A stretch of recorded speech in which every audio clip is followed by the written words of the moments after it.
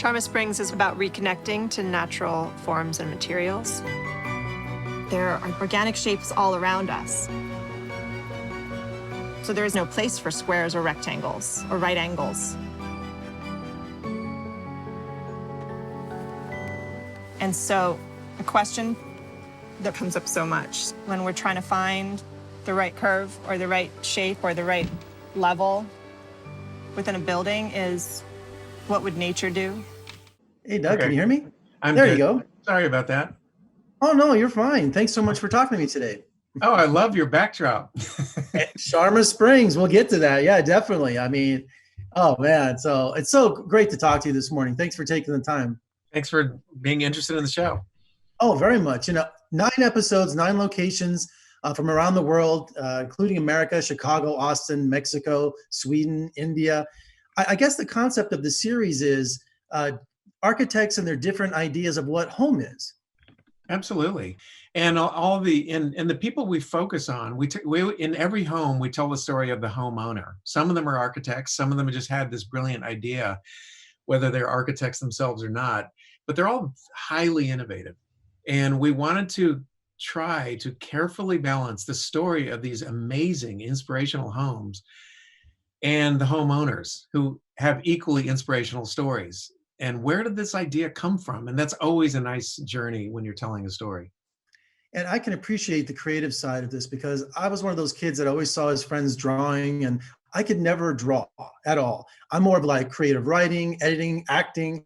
So I can really appreciate seeing these incredible visions from these architects. Those kinds of stories are good to tell because every good piece of art, every good piece of music, it comes from some source of conflict or some problem that they're solving. I really believe that. And all of these homes was solving some kind of a problem. The home that's behind you, Sharma Springs, is innovative because it's entirely made out of materials that are native to that place right there. They're not imported. They're like, well, let's build with everything right here. Well, that's bamboo. Let's make a beautiful palace out of bamboo. It's true of all the episodes. They all rely on what's right in front of them in general.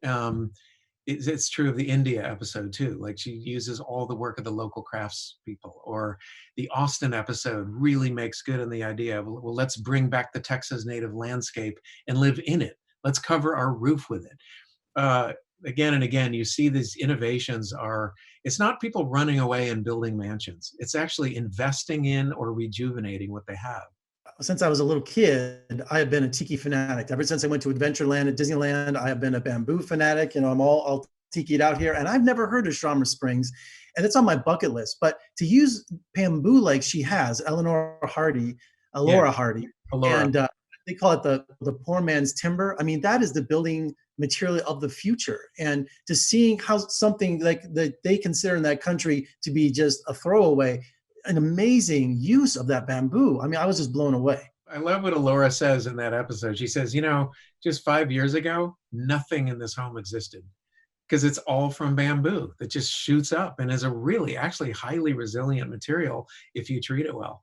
So yeah, it's just a highly innovative thing she did. When we have form and beauty and structure like in Sharma Springs, then we go to something like Hong Kong, where he's doing a domestic transformer. He's trying to solve a problem with his architecture using 344 square feet.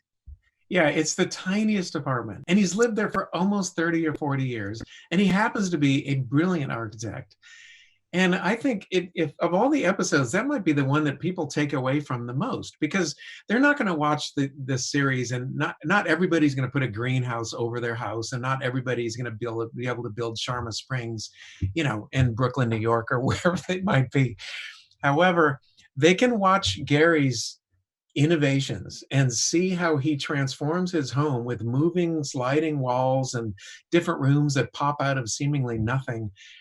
And I think anybody can look at that and say, we could do that to our house. We can actually double what this room is being used for. And I really love that about his story. It's kind of cool. And I love how it came from his childhood and living in the same apartment. That's what's amazing. You have to be excited because even though I'm not a creative, I can't do anything like that, I'm excited about this series and I can appreciate the beauty and the functionality, but you're going to inspire maybe some incredible future architects who maybe see one episode and that's all it takes on their career path. I hope so. I mean, the whole idea is, Apple as a network is very big on this idea of making series and shows that are ultimately inspiring and somehow just for a greater good. And I think while this is not a preachy series, we're not beating people over the heads about environmentalism or sustainability. It's throughout is this idea of you can live better. These are good ideas and we need them. Well, the series is called Home. It's on Apple TV. This is Doug Prey. Thank you so much for joining me today. I had a great time. Thank you.